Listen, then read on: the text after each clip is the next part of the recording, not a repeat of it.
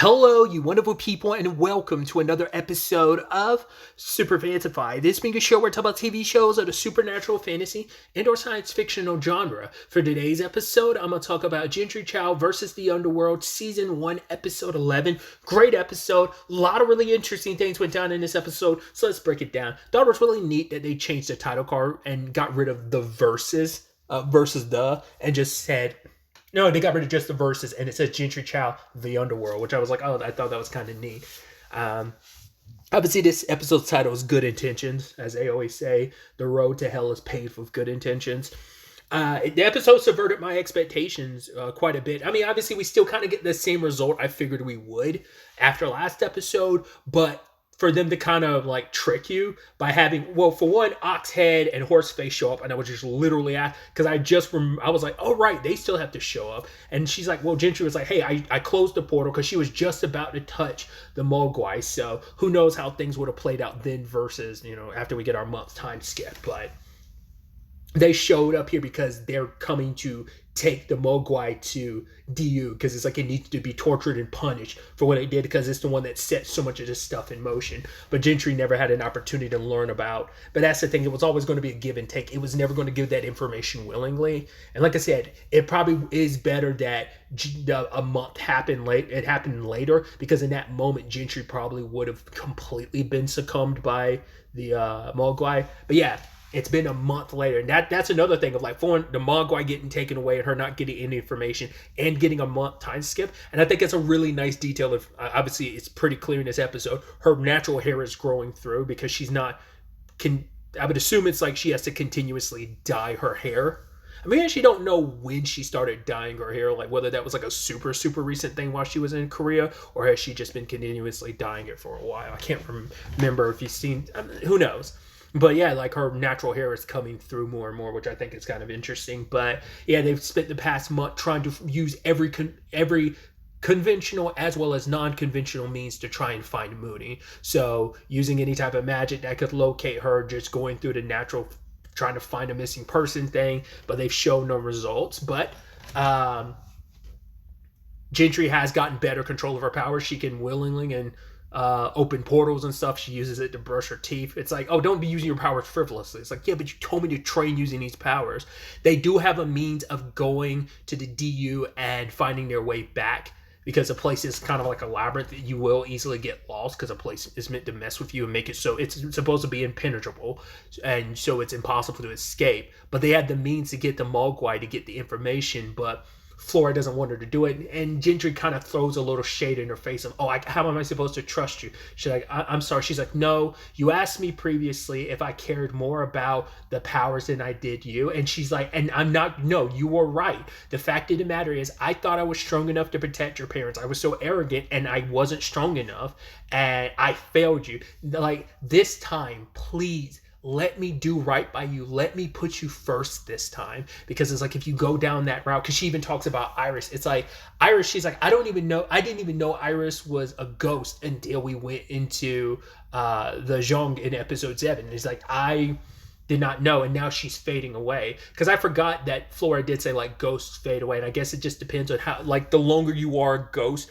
the more you fade away. Maybe her being in the Zhong, like, lessened that, and maybe now being outside of the zone, because she probably made a deal with Zhongki to like let her sister out. But to be fair, it's like I didn't really take much notice of it, and I should have. If you do look at her, like the state she's in, like she was already, I guess, in that process, because she's been a ghost for like decades at this point in time. So it's like, I guess, who knows how long it takes for a ghost to start fading away, because I guess it's a thing of her death combined with the trauma of what she's trying to remember and forget. I wonder what was, at first I was wondering, I was like, well, she couldn't have just been around during those years, because it's like, because she keeps focusing on Mooney, so that's why I was almost like, did she know about what happened to Mooney and Peng? But it's like, it can't be the case, because they would have seen, because Flora could already see the ghost, so I feel like she would have already seen her sister's ghost. So it's like we don't know the circumstances that led her to being in the zone. And once again, has she been there ever since she died? Because I'm also wondering is like, I mean, the means in which she died because of the powers of the Yellow Emperor. So like maybe that has something to do with like why her ghost is disfigured. I mean, to be fair, I'm also stupid. It's like, well, we have a headless dude in the group of ghosts because he was that, you know, so it's like whatever state you died in does carry over into your death. So I'm sure like that's what happened to her body because of the Yellow Emperor's powers. But I just didn't think about it at the time. And I started thinking like, well, maybe it did something to her spirit. But it's like, no, her spirit's just reflecting how she looked when she died, most likely. So along with all that, we also have the whole situation at school. Wheeler's got kind of his own little panic room. And he's like, please, this room can only hold 12 students. I can't pick my favorite 12. It can only fit 12 people. I can't pick my favorite 11 out of my top 20 students. I love that. Because, like, I love that he's like, oh my God, Michael, you forgot. There was a demon attack. He's like, no, I remember. I just think, isn't this a little overboard? He's like, no. And Stella's trying to be like, no, we should, kind of have like a lock-in. We need to kind of bring a little more pep, considering everything. And it's like, she's like, I mean, what are the chances of another demon invasion? He's like, the same amount there was before the first one happened. And then when Jentry showed up, he's like, oh my God, you've got better control of your powers. You saved the town. Hey, you're gonna be security? She's like, actually, I was planning on just having fun. I just making the posters and a banner and having fun. Okay, I'll do it. So once again, at least you don't have Wheeler breathing down your neck anymore about the whole situation. But Michael, which we still don't know what answers he got, what questions he got answered based on his parents, because what they know and all that, but all we know is Michael's like, yo, I've been training my powers, so I have better control of it, so I can go into the DU with you. But obviously Gentry's reluctant because it's 2 times people close to her have died. Luckily, she still has Gugu. Granted, it's still like she'd rather Gugu be alive than a ghost, but but it's also the Kit situation. It's like someone else had to sacrifice their life to save me, and she doesn't want that to happen to Michael. She cares too deeply for him, and it's just like, I don't want to go through that again. I've made that mistake, and it's like, because Michael's like, you don't have to go there. So she's like, I won't. I'll take Ed. But he's like, you could use my powers. Like, being able to see what's coming, and I've been boxing. She's like, it's the DU. Like, boxing ain't really going to help. Probably unless you put some extra spiritual energy behind it. But I mean, once again, we don't know, beyond the visions, we don't know if there's anything else to Michael's powers. Just like Gentry didn't know how far her powers could go into, pushed him. So, but Gentry had to push him away and goes with Ed and sneaks into the DU. And we finally get our look at it, as Ed kind of puts it. He's like, it's basically like a spiritual courtroom. It's kind of really messed up. It's actually sad when the souls go in, they immediately get put in cages. You're like, oh, gee. I mean, it's kind of probably like the very meant to be like a spiritual parallel to the judicial system. You're just kind of like, oh, that's, I mean, it's a thing versus like, oh, you're just a bad person versus like, oh, you need to kind of go through all this process. You have to cleanse yourself through whatever just for the purposes of coming out the other side. It's going to be interesting. I can only assume we're going to eventually see Chang because he's here going through the DU right now. So I'm sure we'll see him return in some shape or form in the next 2 episodes or whatever. But it seems like the DU kind of works like the 9 circles of hell, that basically every layer kind of tortures you a little differently. Like because I've always been fascinated with the 9 circles of hell, just because like there's a story idea I've always had that incorporates the 9 circles of hell. Like, I'd rather not get into it, but yeah, it's just, that's why I've always kind of, so I know them a little more, I'm a little more familiar with them. But once again, they're based around like different things like lust, gluttony, pride, false prophet, just different layer, obviously, and the torture works a little differently. It also makes me think of the TV show Lucifer, how like hell is a thing of like, it's meant to torture you in the, same way in like with the whole 9 circles of hell, but it's also like it uses your guilt against you, and the only way you can really get out, and I guess this is kind of where the cleansing of yourself comes from. It's like once you're able to kind of forgive yourself, I don't know if it's necessarily the same thing, but it's like in Lucifer, in hell, your guilt is what traps you there, and once you're able to forgive yourself, that's when you can leave. I don't know if the DU works that same way. Like it takes a long time, but I think it's just like your soul probably is like a certain level of stained that you do have to naturally cleanse it by going through it. So it's a little different, but I think there's certain aspects and principles that can still be attributed across, like, could be a parallel could still be drawn, is what I'm trying to say. But either way, they get to it, and obviously Gentry's torture is Michael and Kit.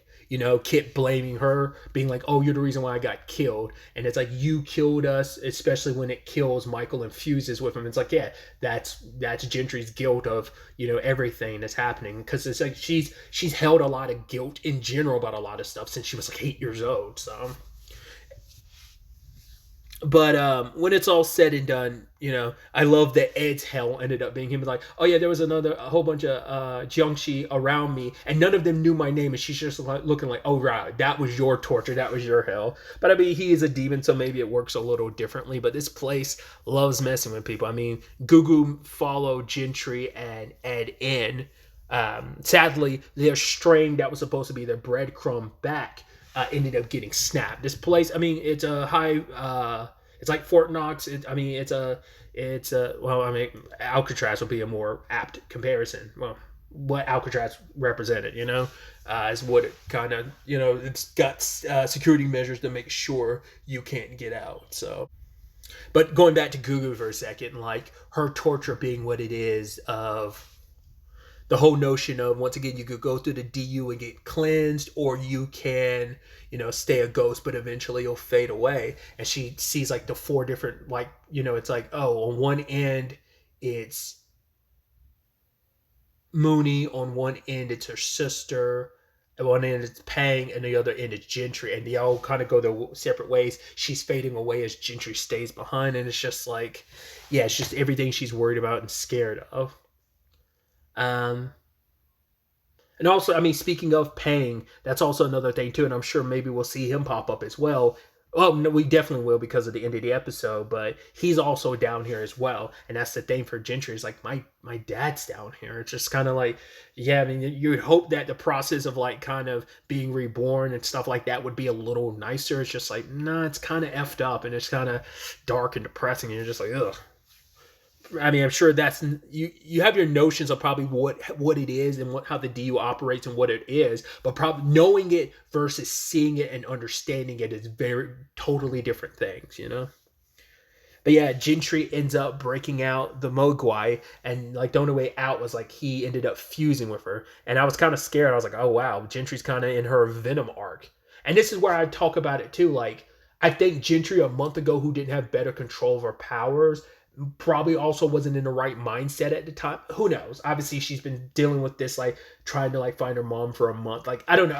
I think that month time period of training more probably did help, because I think he probably would have easily had a lot more control, especially because in that moment she would have been by herself versus at least now she had Gugu and Ed with her to kind of try and pull her back. But yeah, he's doing what he did to Chang. He's whispering her in the ears like, yo, together we could do so much. Like, I mean, even without your powers, I was able to rip open a hole into the great beyond. It's like, just imagine what we could do together. I can make you a god. You'd be able to do whatever you want to. You'd be able to bring your family back together. That type of powers. Just whispering in his ear, the devil on your shoulder. Quite literally, while she was running, he kind of pops up beside her ear on top of one of her shoulders. But yeah, the more she uses the power, the more he's eating away at her chi and also possessing her. So, but like, yeah, that shape-shifting ability that we saw with, I wonder that, I think it's so interesting that he looks so different. I wonder, because he like, it's a purplish color on Gentry, but on Chang he was, and I wonder, is that just kind of representing like the Mogwai is so weakened because of the torture he went through. I mean, he got beat up by Gentry and he was already in a weakened state. Then he got tortured for a month. So it's like, and once again, who knows how time works in the DU versus the living world. So it could have been longer. Like I said, hyperbolic time chamber rules, maybe not. But yeah, I love like just like how that aesthetically looks, and and it's like turns into a full anime battle, like her just like slicing through people, doing her thing, and it's like, well, it's probably not a good idea that you're kind of beating up the wardens as you're making this prison break, so that's not good. But then like she once again goes full Venom and jettisons up and tears open a hole out of the DU. And we saw that Gugu and Ed were getting sucked up, but I was like, and we also saw some souls kind of getting sucked up too. I'm like, what the hell does that mean? I mean, she did some massive damage to the DU, but I was also like, she didn't release a whole bunch of spirits on Earth at doing that, right? I mean, it looked like there was a bunch of souls that got sucked up from the DU and ended up back in that world, but we don't know. Probably won't find out till next episode. So poor Wheeler being like, oh my God, scared about the next demon attack. And it's like, well, he will be prepared because there is kind of basically an army marching on them. Because at first you're kind of like, oh man, is this where things are going to go for the next 2 episodes with Jentry being possessed by the Mogwai? But she pulls him out and just like, no, I want my mom back. That's all I want. And you've already put try to throw a wrench and create a distance between me and Gugu before, back when you were Chang. You're not going to do it again. But he has enough of her ki that he takes off. I think it probably works just like stamina or chi, ki in like DBZ, or like chakra in Naruto, where it's just like, yeah, it's just stamina. So given enough time, it'll probably recover. Not unless that's a permanent debuff. Like whatever he took from her is permanently his, and she can never get it back unless she takes it from him. So I don't know if she's in a weakened state, but I'd assume she'd be able to recover some of that. But maybe because all that power, I don't know. I'm curious how that works, and if they'll bother explaining whether or not she is weaker, or will it just, given enough time and rest, she'll automatically get some of that ki back. I don't know. But Gugu doesn't chastise her because she's just like, I would do the exact same thing. Because she, given the opportunity, she would have. It's like, I was desperate to bring my sister back. I was desperate to do a lot of stuff. So I'm like, how can I judge you? And it's like, you did this, and but it's like, because she was with the Mogwai, she got a peek at her mom, and I figured that would be because we saw that stuff he was showing her, and we saw her mom, so it's like, right, I know where she is now.